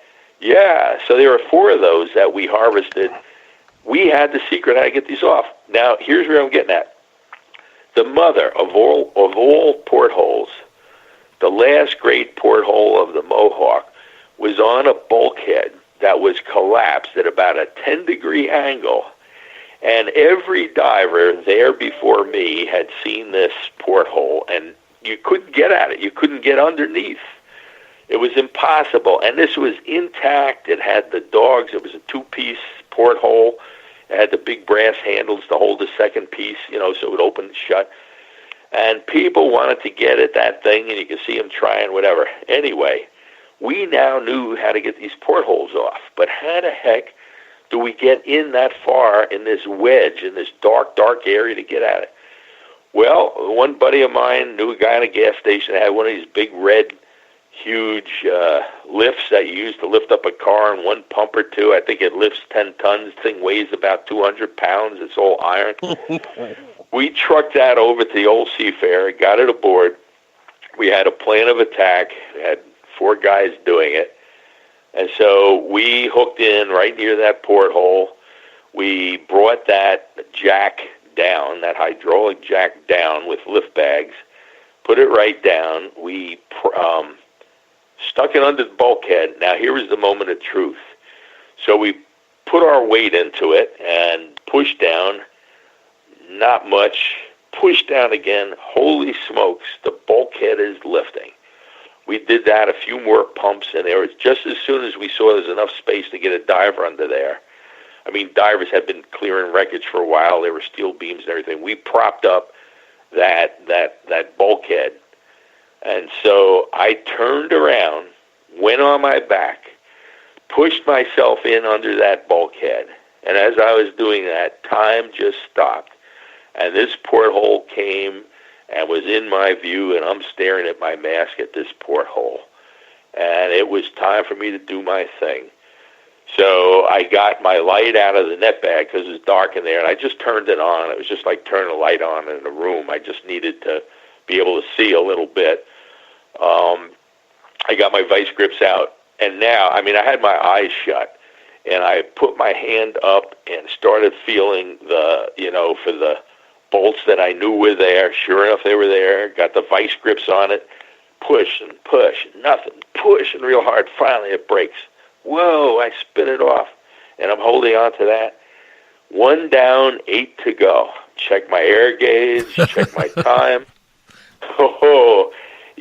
It's time. So little by little, I worked my way through it, and finally, on the last bolt, on the last push, I got that out, and theoretically, that should have dropped on my chest, but it still stayed on. I grabbed the dogs, the big handles, and I pulled and I twisted, and it just came off. I had it. Uh-huh. And so I just kind of, pulled myself back out. My mate saw it. He's giving me thumbs up. I'm looking at my gauge. I got enough time. Everything's fine. It's getting a little tight, but let's get over to the hook and start getting to the surface.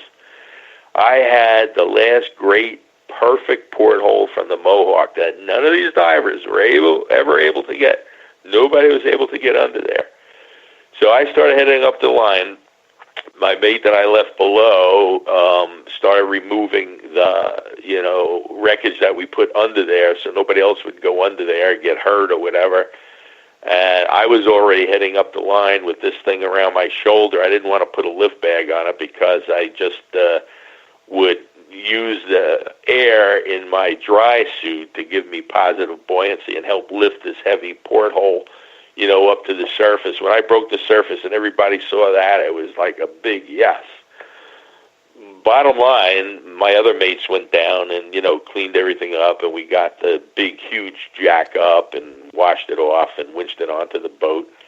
And I sat there just staring at that porthole, and I just put those pictures on my Facebook page the other day.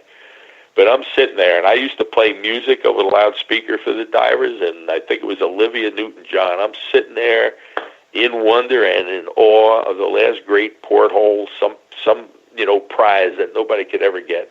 Wasn't diamonds, wasn't emeralds, but it was a piece of history that nobody was able to get, and I got the thing, and I had it.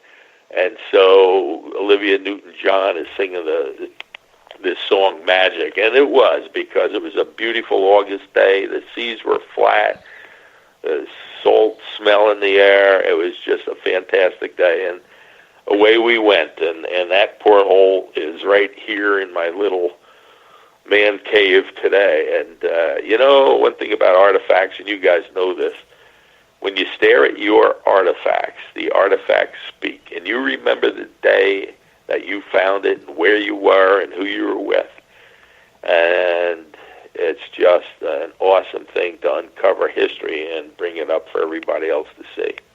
That was amazing. It was an amazing story. And that porthole was meant for you. Everybody else had tried to get that, and then so happened you and your team got it. So that was meant for you.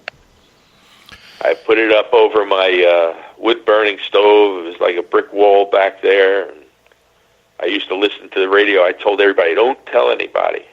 I want to see what everybody thinks. Because everybody used to check this thing out. We always listened on the marine radio for all the chatter, what was going on, who got what.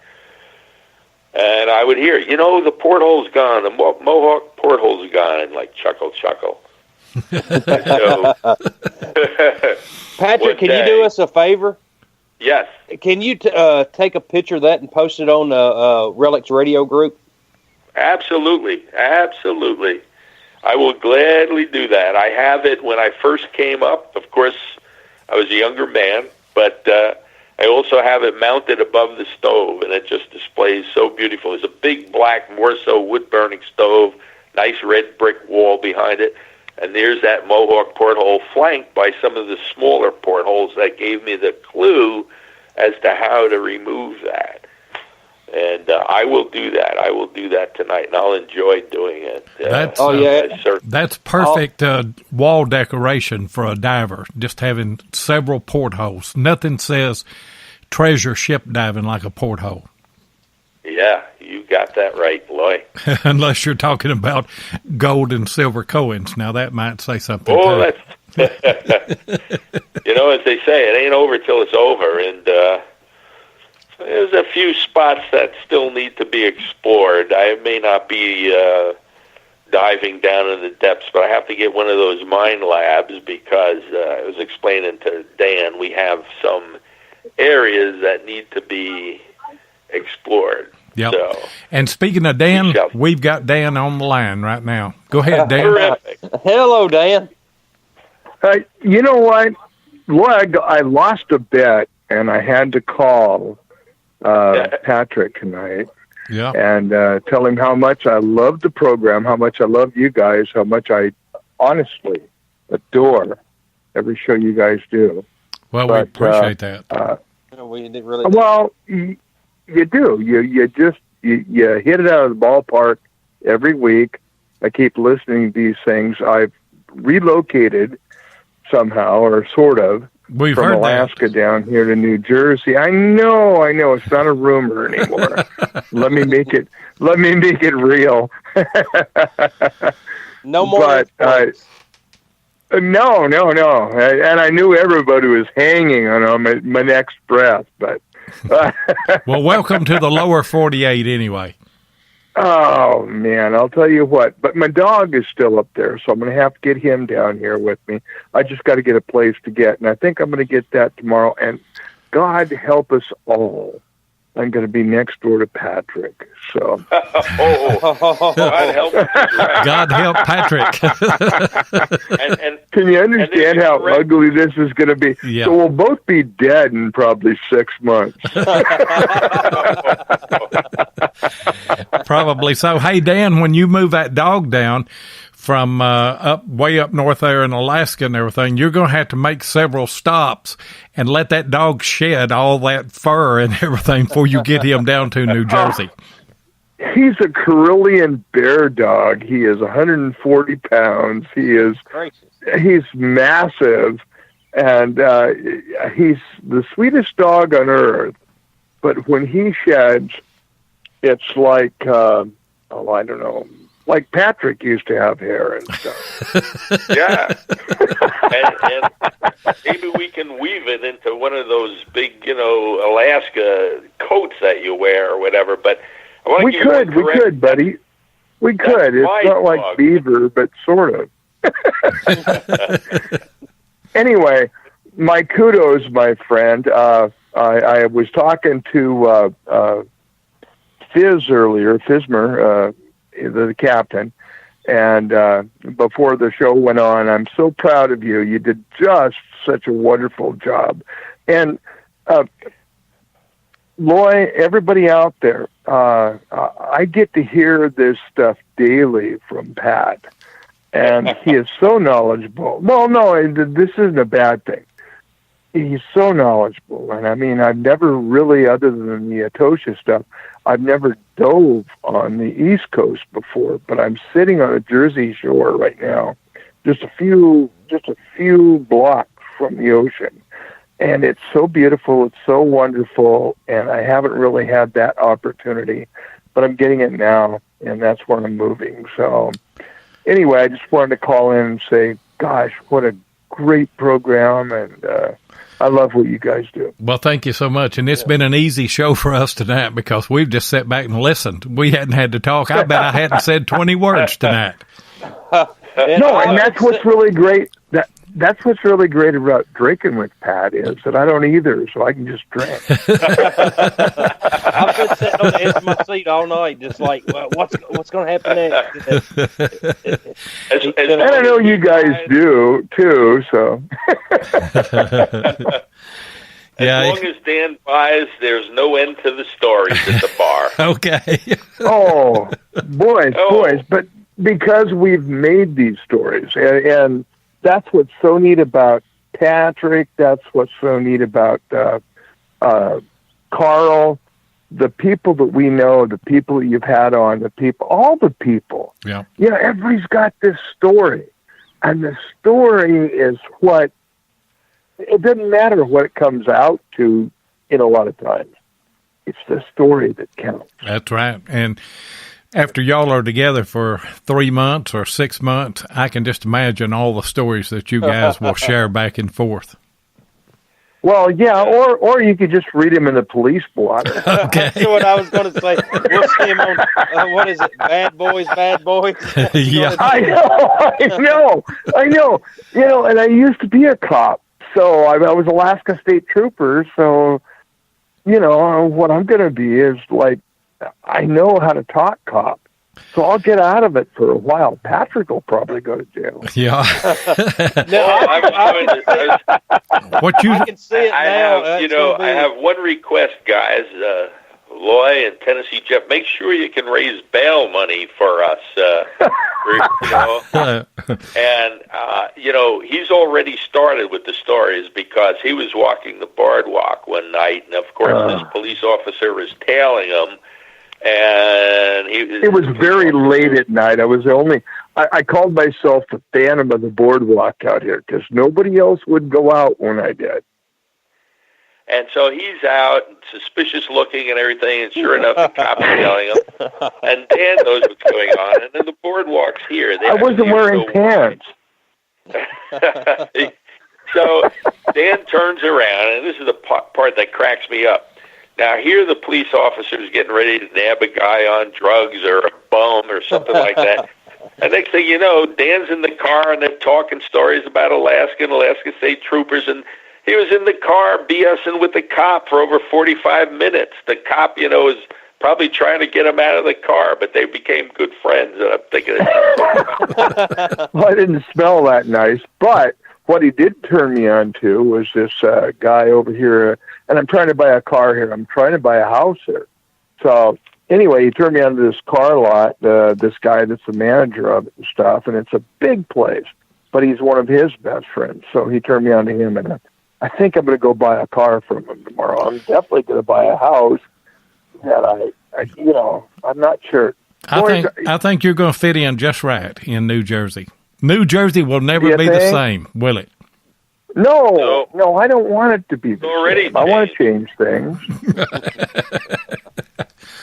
And guys, it's got to be like Florida to Dan, because coming from Alaska to New Jersey, it's just like being in the tropics for him. I'm sure it is. I seen him out on the boardwalk, and then of course he was the only one there, and of course he was just having a good time on his Facebook, and then of course I was just having the time of my life.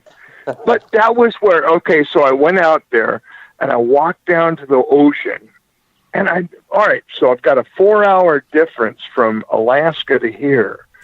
So in Alaska it's a lot earlier than it is here, and so it just took me, I'm trying to acclimatize. Plus, I'm trying to buy and stuff like that. So I walked down to the beach, which is only a couple blocks away. Walk back up, and here's a cop car driving on the boardwalk. Oh yeah. So, wow. So I'm going. Well, first of all, I'm going. Well, can you do that?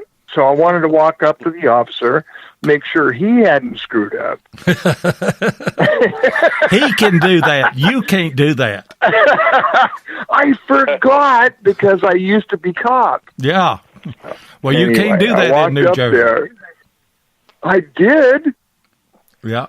And then he invited me, wait a minute, we'll sit in the car here, let's bullshit. And so we sat there. Anyway, he's the one that turned me on to the guy I think I'm going to buy my car from, and then he also wanted me to come to a thing called choir practice. And if you're not a cop, you don't really understand that. But so you've already made friends. But I've been invited. Yeah. Well, I'm glad that you've got there and in the process of getting settled, and that you and Patrick are going to be neighbors, and it's you guys are just going to have a blast. We are, and we're going to go down and see Carl. We're going to go down and see Laura Lee. We're going to go down and see all of our friends. Jim Sinclair, who, if you listen to the name, he's on that reality program, Cooper's Gold. Treasure, and you got Cooper's Treasure. Thank you. And we've got all these people that we know from our past life, from all of the stuff we used to do, that we will try to drag on your program and stuff like that, because they are so knowledgeable and so good for what you guys do. And you guys do such a good job. I just wanted to call in and say thank you again. I'm excited to be down here. Well, we appreciate you calling in tonight, Dan, and looking forward to hearing some of the stories then that you guys come up with.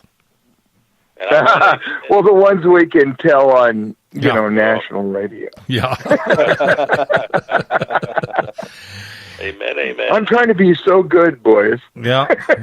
Well, and you're doing a good job. You are. Thank you. Yeah. Thank you. I'm kind of proud. Patrick? I'm very proud, my friend. I'm very proud. You did a phenomenal job tonight. I'm so damn proud of you. You stood so tall. Plus, I talked to Fizz and Lolly. Oh, my God. It was great to hear this. So good.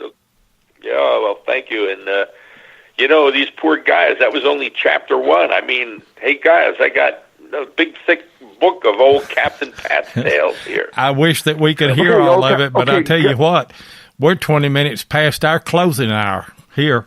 So we're just bullshitting? No, we're still on the air, but we're going to have to get off. Oh, well, then I won't. Well, take it back. Yeah. It's full, right? Yeah. Yeah, we're just discussing. Yeah. Hey, I just want to add one thing to that, and that's Loy, with your lectures to the kids. I am so proud of you doing that because back in the day, I used to go to the grammar schools and get that same thrill of looking at all those young faces in total awe, looking up at you. And, I saw the other day your post about your lecture to the kids at school about the Civil War. And there's no finer kind than a teacher and, passing history on to the young.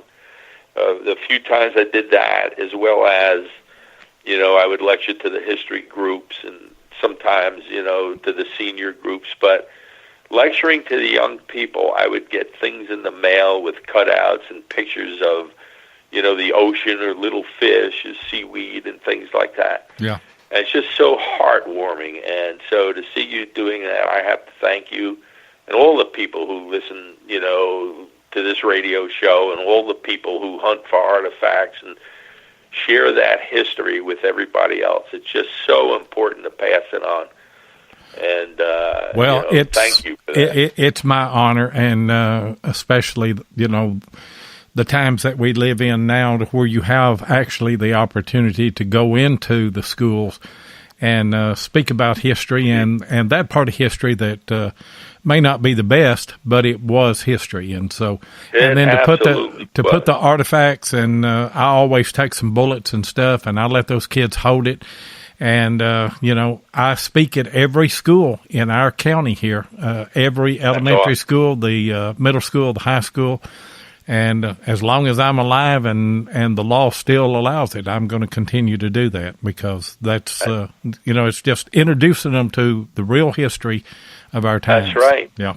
That's right. That's the finest thing you can do. That's like finest kind. When Dan was here in the winter, we went to Monmouth Battlefield where, our troops, the revolutionary troops, were fighting the British, and it was a nasty battle.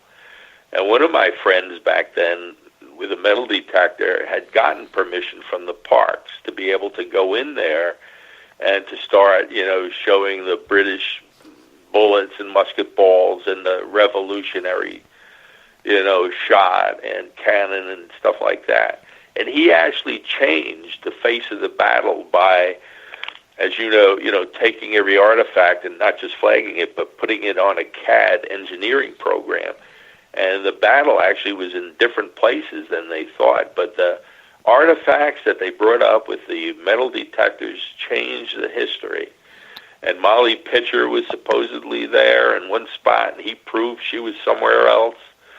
And I guess the thing is, and Dan felt this too, we were standing there. We felt that we were on hallowed ground, and we could just hear the cannon and the troops. And when you talk about the Civil War and some of the other, battles that took place in American history, it just comes to life when you see the artifacts and the artifacts speak. And so everybody out there that, metal detects and finds artifacts and discusses what they found and bring it on Facebook and talk about it, keep doing that. It's so necessary. And, what you find today, you can change the history of, tomorrow. So yeah, you sure keep it can. Up. And, like you said, all of the artifacts that I found on that Civil War camp, I've GPS marked them and put them on Google Earth, and worked with an archaeologist. I know that's a dirty word sometimes, but there are some good ones.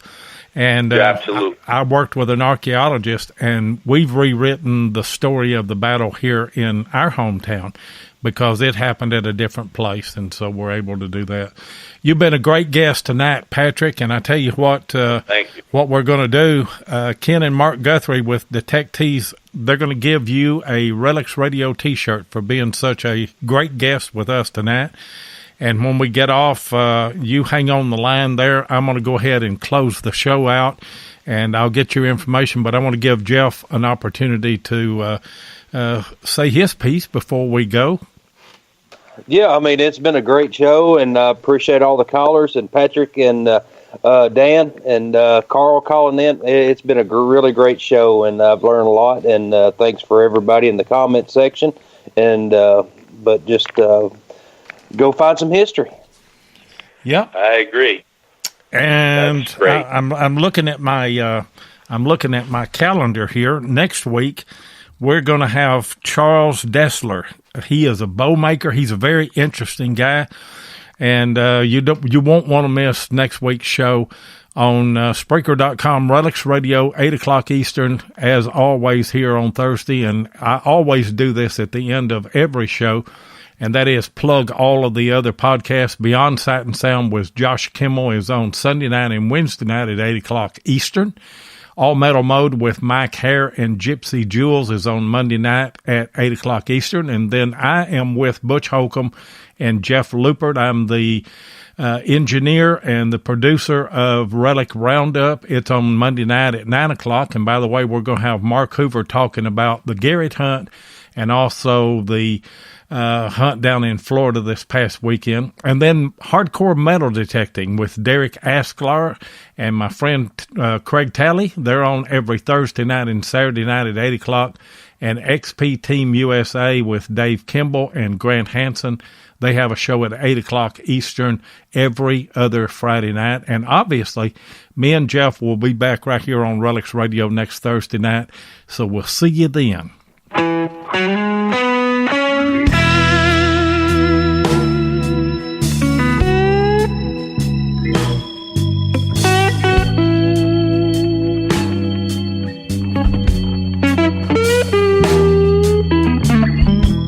Thank you so much for joining us on Relics Radio. We really do appreciate it. Be sure and join us live each Thursday night at 7 o'clock Central Time, 8 o'clock Eastern here on Spreaker. Or you can catch the archive show at Relics Radio on Spreaker, iHeartRadio, iTunes, and many other podcast outlets.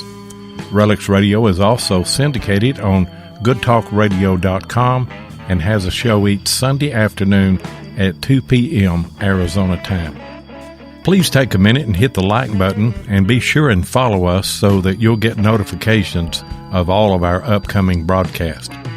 You can also find us on YouTube at Diggin' with Seven or Tennessee Jeff, or you can check us out on our Relics Radio Facebook group page or Adventures in History on Facebook.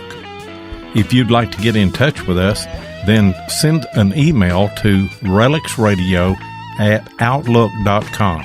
We'd love to hear from you. We hope you'll join us for our next episode, and until then, get out there and dig some history.